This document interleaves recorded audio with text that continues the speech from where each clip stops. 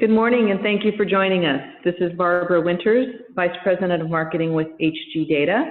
I'm here to introduce Mark Godley, our Chief Revenue Officer, who will be sharing our webinar, How to Turn Data into Sales. Thank you for joining us, Mark. Barbara, thanks for having me. I'm excited to talk about this topic that's very near and dear to my heart. I have made a career in the last decade of helping technology startups get into revenue. I'm somehow drawn to these very embryonic early stage companies that have great ideas, but not many clients. Right now I do work for HG Data, which is an organization that is at the forefront of helping evolve the sales and marketing arenas to be more science-oriented, and those that are moving into the predictive analytics and the ABM worlds are finding that the data set that HG Data has built can be of significant value, which leads to what we're going to talk about today. This is going to be very much a personal perspective on the hype that is around ABM and predictive analytics right now. I'm certainly going to share with you HG Data's perspective on it, give you some real-world examples that draw upon my past and what we've seen at HG Data. Certainly then lead into a short and brief shameless plug of HG Data at the end of the discussion, and then lead into our Q&A. Hopefully we'll have a vibrant discussion of what topics are of interest to all of you listening today. As I said a minute ago, sales and marketing is really going through a transition from art to science. Data-driven is all the new rage. You go Google that right now, and you'll find tens of millions of hits about data-driven marketing and data-driven sales, and all different focuses on how data should be the underpinnings of how you approach the market. What's interesting from my perspective is we're really going from an environment of scarcity of information to one of abundance. And to some degree, having this blizzard of information is actually a scarier world. 20 years ago, when you didn't know who to call, who to talk to, how to figure out your addressable market, it was kind of easy because you could only find you had a paucity of leads, and so you would obviously go reach out to them. But now with all these tools that are and all this data that's allowing you to slice and dice and analyze your market in a plethora of different ways, it's actually more it's almost a bit numbing or paralyzing, because you can actually look at the market in so many different fashions. So not only do you need to listen to the data, as this quote talks about, but you need to figure out what subset of the data is important for you to pay attention to, so that in the blizzard of information, finding the nuggets of value is what all of us in the sales and marketing arenas now aspire to do. Surely in the last year, you've heard the term ABM, and for those few on the phone that maybe haven't heard it, that stands for account-based marketing. It's all the rage, and I think generally that's a good thing. What isn't a good thing is just about every MarTech and sales tech vendor that's been around for years in the last year has changed their website to say, we're the key to your ABM strategy. So what's happened is, a concept that is taking hold right now is being confused or cluttered by everyone latching onto it by saying, we're your ABM solution. So to define ABM a little bit from my perspective, and there are other vendors that can give you a much more comprehensive definition of ABM, I'll just define it very simply, which is ABM is about targeting accounts with precision. It's about a rifle approach to how you define your market rather than a shotgun approach. But there's a key concept here. It's about precision at scale. And a key thing I want you to walk away from this discussion having internalized is years ago, having precision and scale was not possible. They were oxymoronic. You could have one or the other. You could either target effectively and have an addressable market of 5, or you could go after hundreds or thousands or tens of thousands of prospects, but you had no ability to target them effectively. What we can now do, because of the addition of data into the mix, is you can actually have both precision and scale. My personal opinion is ABM is also the pendulum swinging back from the belief that many of us fell victim to in the last decade, that all you have to do is buy a email tool such as marketing automation. You can start sending out tens of thousands of emails, create these very elaborate nurture campaigns, and all of a sudden your phone's going to start ringing and POs are going to start showing up at your door. Many of us are now a bit hungover from that never having been in fact true.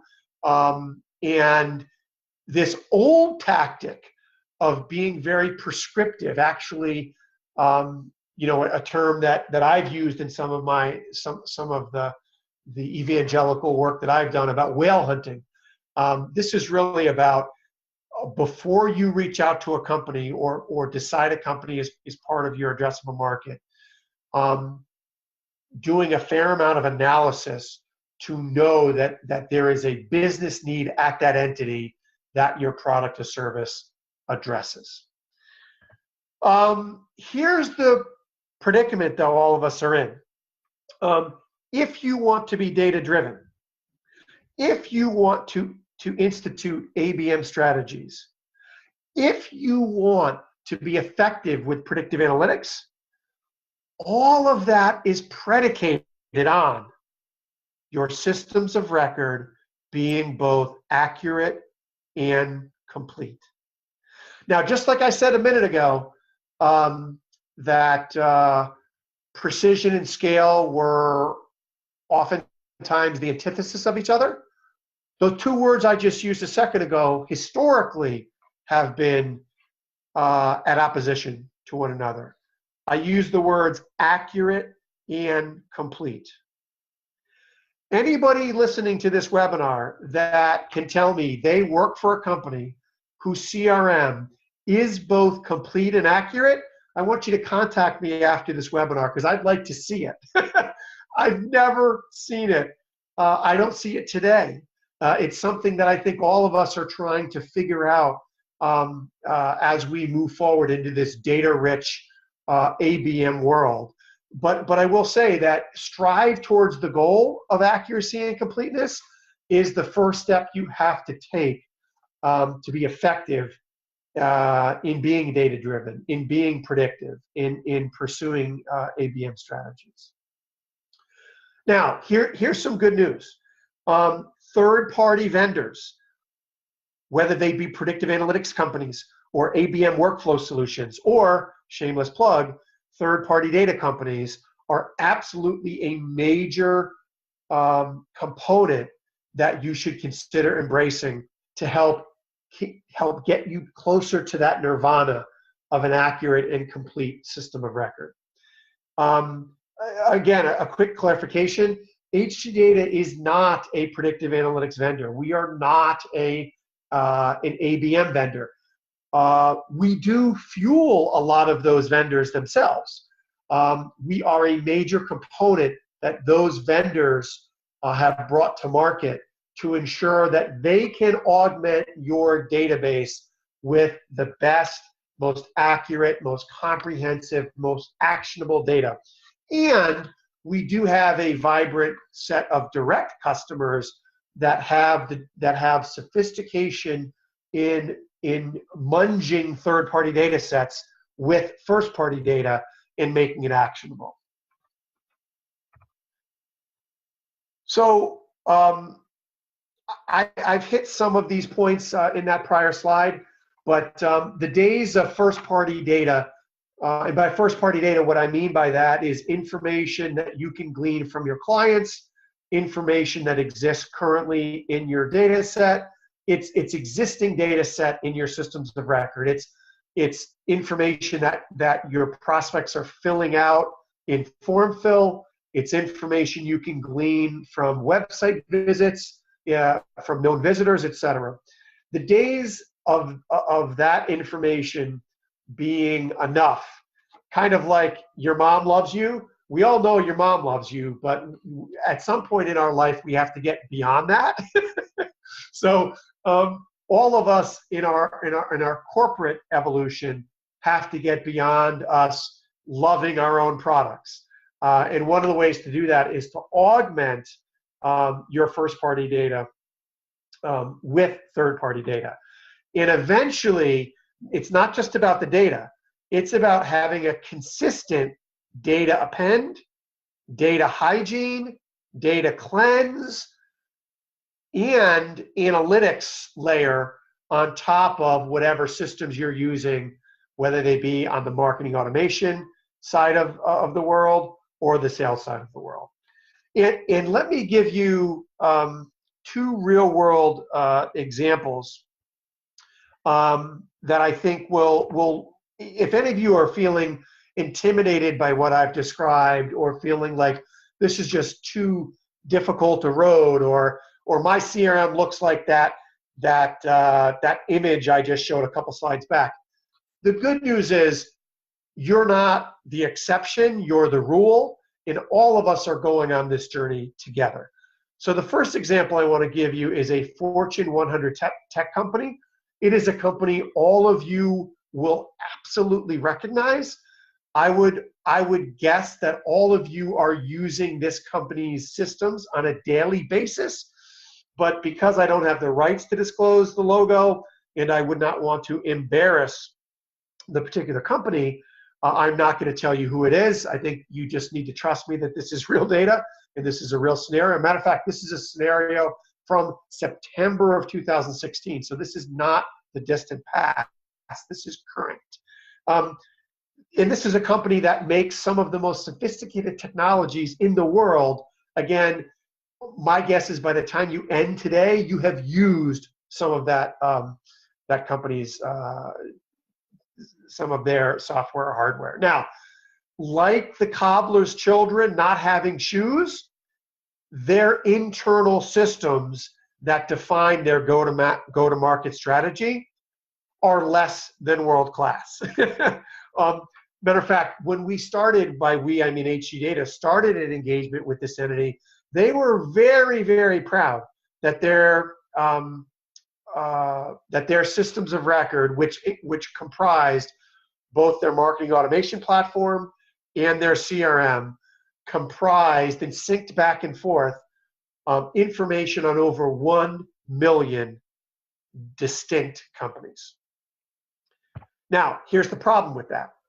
The problem with that is if you talked to the people who were responsible for market analytics at this entity, which was a distinct business unit that had as an internal customer both the marketing and sales group, they would tell you that the verified targeted accounts within that 1.04 million companies was only 32,000. Okay, so they had this enormous system, but I can't do math in my head very much anymore now that I'm in my late 40s. Whatever that percentage is, only 32,000 of a million were what they would consider a viable prospect. Now here's the crazy part about this. I hope you're sitting down right now. We asked them, what was your criteria for coming up with that 32,000?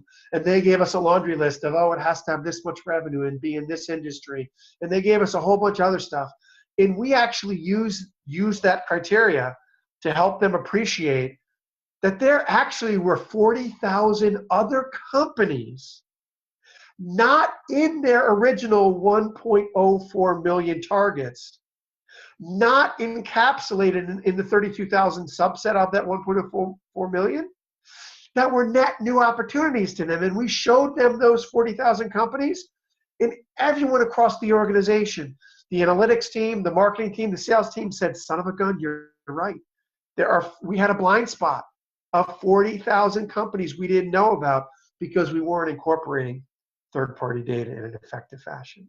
And by the way, again, this is the exception. This is the rule, not the exception. Whenever we do this kind of analysis with the biggest and brightest and most sophisticated marketing organizations on the planet, they are consistently blind to, I am comfortable on this call that will eventually be recorded, saying that 30% of their addressable market, they are consistently blind to. In this case, I think the math is 4 of 7. It's easily over 50%, probably over 60% of their market they were blind to. That is consistently the case. So don't be feeling intimidated, embarrassed, bad about if any of what I'm telling you today hits close to home. It is the norm for all of us. Matter of fact, speaking of us, let me give you an exact example from my past. Now, this example is 4 years old because I've been at HG Data 3 years, but at a prior company, I was brought in a really neat role. It was almost a consulting role where I reported to the CEO, but I had authority across the product team, the sales team, and the marketing team. My charter at this company, it was a venture-backed entity. I was brought in by the venture capital folks to accelerate the growth of the company. And so I kind of had this neat role of being able to kind of be a free agent and move fluidly between these departments. I met with the marketing team, and the marketing team was incredibly proud, just like that prior example, of the size of their database. But what we found was that the size of that database was actually a hindrance to the demand gen and the sales organizations. They were being overwhelmed on a daily basis by a blizzard of bad information coming out of that marketing group. That bad information was people that no longer worked at those companies, bad phone numbers, bad emails, stale information. And so by the time we were done with reviewing the impact this had, what finally got the attention of the organization is we believe that 70% of the activities initiated by sales or demand gen was being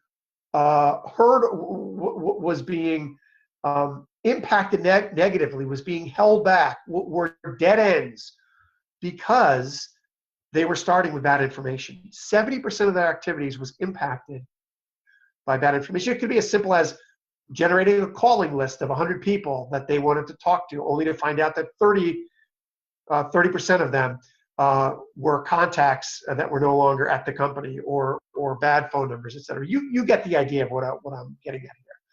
So one of the first things we did was we went into an analysis of the underlying data set that the company was working off of. And we literally deleted 90% of the CRM. I'm not kidding you. I actually was the person that hit the delete key and deleted. By the way, full disclosure, we did export it to a Excel file. We did have a backup of it, okay? But reps went home on a Friday, and their database was X large. They came in on Monday, the database was 90% small. And you can imagine the reaction I got from the sales leadership who was responsible for quota, saying, Godly, what are you doing here? You're going to absolutely destroy us as a business. Well, and by the way, this was a job-making bet I was making at this company, where if this ended up failing, I would probably be working somewhere else. If this was successful, the company would get on a path of significant growth. You can see, basically what happened on this chart.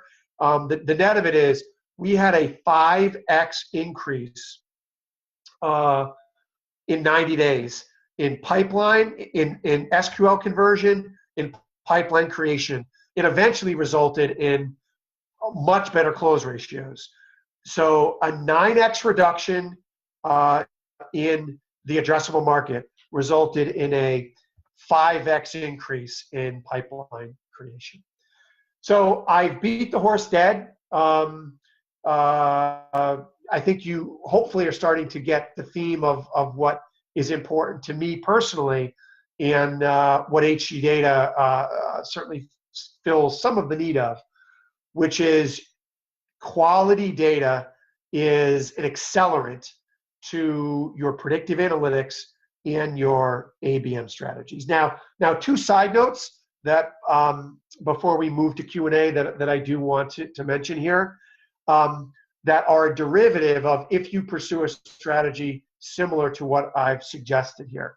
The first thing is your sales funnel will change, the shape of your sales funnel will change significantly if you start taking a more qualitative ABM analytics approach to your marketing and sales efforts.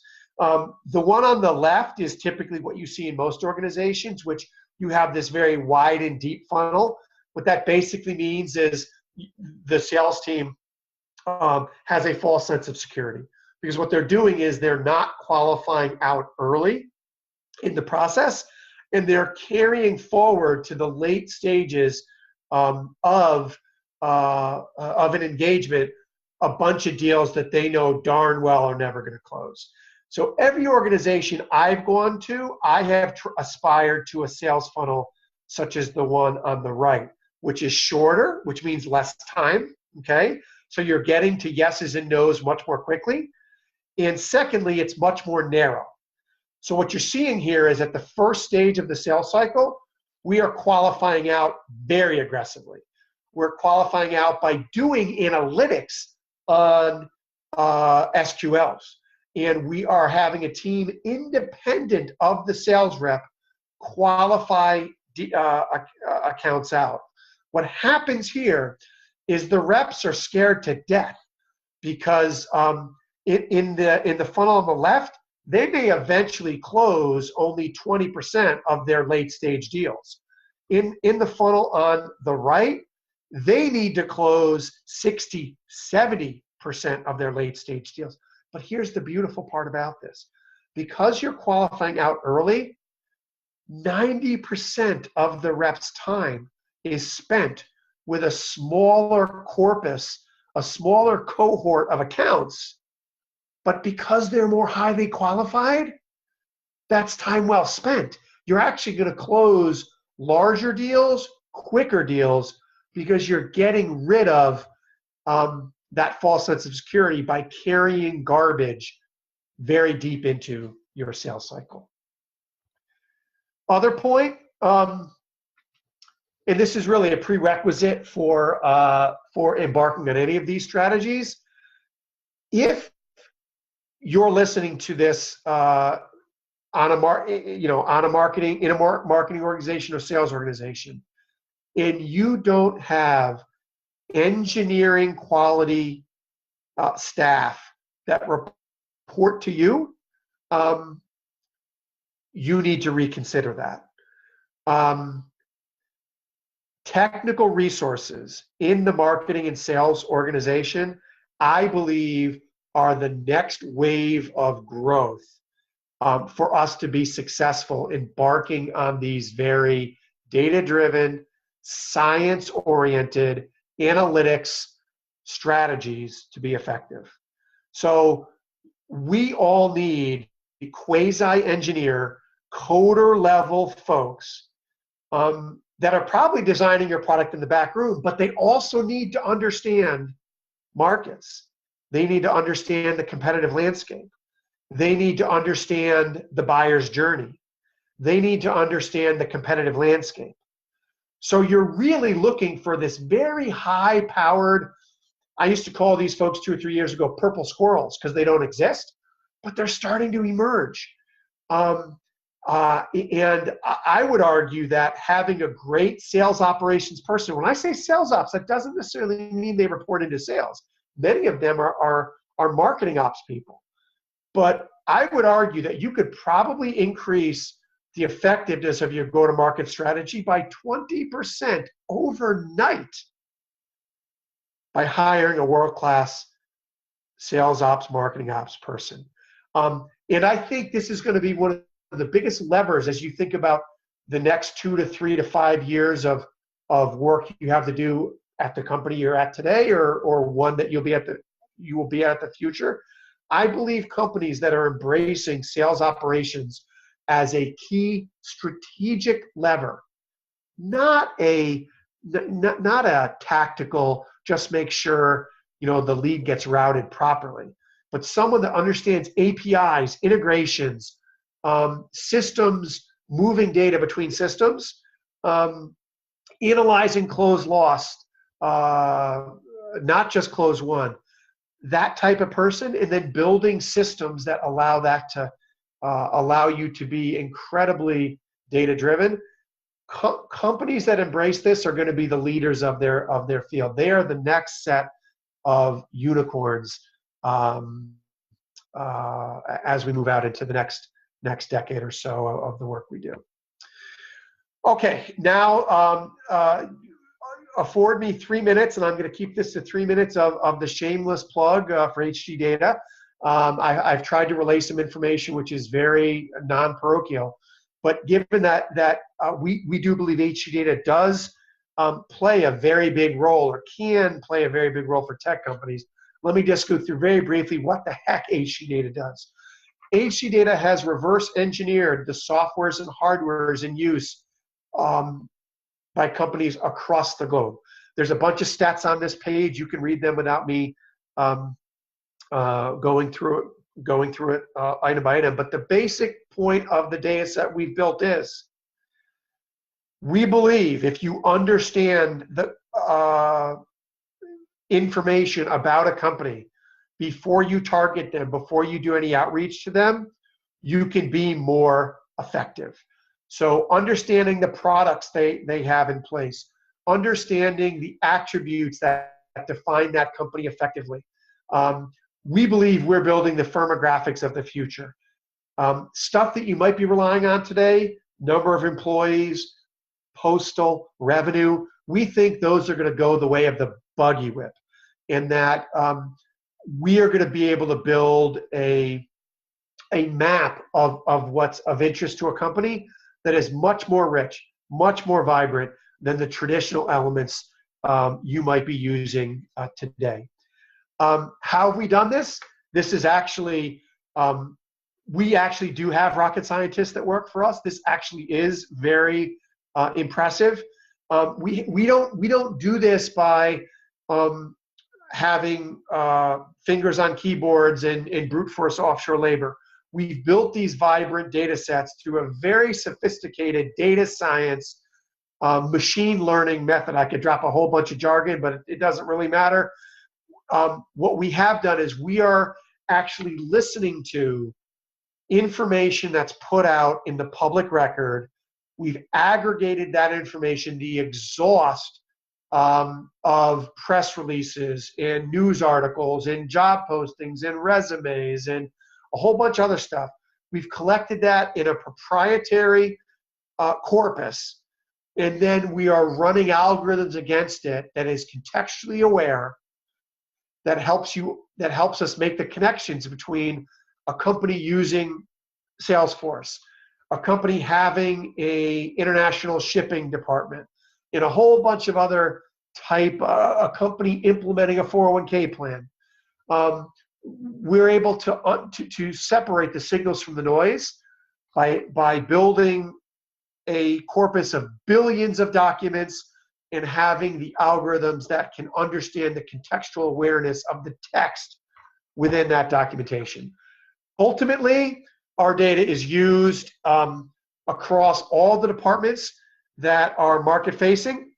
So it's used by marketing organizations, it's used by analytics teams, it's used by sales teams, it's used by customer success teams to do all kinds of sophisticated analysis on addressable market, on messaging, on upsell, cross-sell, in their ABM and predictive analytics strategies. That's enough of the shameless plug. Let's move on to Q&A here and see if any of this dialogue has resulted in some questions or comments from those of you who have been listening.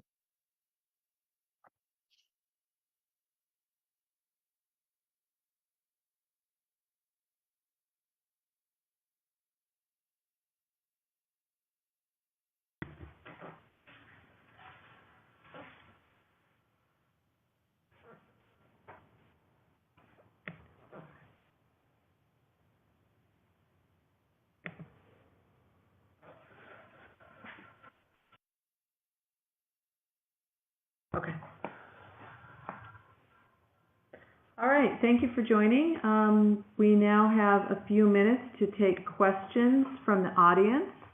I'm going to go and check and see what questions have come in, and we'll start there. If you do have questions, please enter them now. And let's get started with that, Mark, if you're ready. Absolutely. Okay, great. Let's see. How do you define, you mentioned earlier in the presentation, this came in on the web, one of the questions. How do you define first-party data, Mark? Well, I don't have a very complex definition of first-party data. I mean, when I'm referring to it, what I'm talking about is information that's collected directly by us as an organization, whether it be sales reps keying in information into the CRM themselves based on accounts they're interacting with, whether it's trade show data that we've collected by scanning badges and are bringing into our system of record, whether it's sales data we have from our client base, whether it's information on web visitation that we're pulling off our website. All that information is information that we procured through our own personal efforts. And eventually, I guess the point is third-party data becomes first-party data, after you've incorporated it and find value in it. But the distinction between first-party data and third-party data is internally generated versus purchased by a third party that has created it for various purposes. Okay, thank you. We have another question about what you called the purple unicorn, the sales ops description. Could you share sort of a summary of what that job description looks like? Yeah, purple squirrel is the term I use, that I've used for years. But there really is a fascinating constellation of skills that I'm seeing come up in the generation one decade below myself, which is they have this really interesting set of market-facing sales engineering skills where they can talk to prospects, they ask very good questions, they listen very well, they understand go-to-market strategy, but son of a gun, they can code too. And so, going back to when I was starting my career, there was a very clear line between engineers were engineers. They tended to be back office folks that, were, never saw the light of day. And then you had these swashbuckling sales folks that could talk a good game, but, needed help getting their email or getting their VCR programmed, to use a personal example. Today, we're seeing much more technical folks that either aspire to be front office or vice versa. And what that's what's happening is that sales and marketing is in general going from art to science. These people are becoming much more critical to the strategic execution, if not design, of a sales and marketing effort. Does that make sense? Yeah, I think so. Okay. I'll take one more here that came in online, and then we'll see if there's any live questions. We had a couple of questions actually about the process overall feeling very intimidating, this idea of really analyzing your funnel, and you mentioned cutting it by 90%. That's very intimidating. But just as any company wants to look at this process, where do you think they should start? Where should they start? Well, I guess like any 13-step program, admitting you have a problem is a good one. And I think most companies, when I say have a problem, I'm being a bit tongue-in-cheek. I mean, most companies are not yet strategically defining markets. The typical response to trying to drive more revenue is, well, let's just work harder. Let's put more cheeks in seats, in one sense or the other, as opposed to being very thoughtful and prescriptive in how do you define your market? How do you communicate with that precision at scale that I talk about? Now the good news is, if I go back 10 years ago, the companies that were doing this were really only the billion-dollar-plus entities that had the ability to have offshore teams or build custom code. But there really has been a massive democratization of analytics tools, and a massive explosion of companies trying to fill the need here. So what I would do, one of the first things I would do is I would get cross-departmental support. If I go back to the example I gave earlier of me being in this kind of almost linebacker role where I span marketing, sales, and product, if any of you are listening in one of those three departments, and maybe there's a fourth or fifth, analytics or something, getting support across the entire team that develops the go-to-market strategy, I think is important before you embark on one of these projects. Secondly, define success. What does success mean? Likely it's going to be very qualitative at first, but eventually should evolve into a quantitative measurement. Folks might have heard the term revenue-based marketing, where in the past marketing was responsible for creating MQLs, and then once an MQL was created, the finger pointing would start. Marketing would blame sales. You can't sell my leads. Sales would say the leads stink, and you'd never get very far except this stalemate. Well, now marketing is becoming much more accountable to actually bookings results.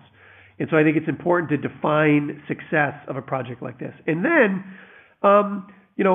there's lots of ecosystems out there that you can tap into. Talk to your peer group about what systems they've used and what solutions they've embarked on, whether they be analytic solutions or predictive solutions or data analysis solutions or data append solutions.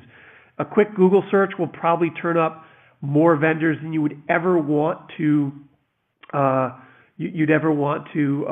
investigate.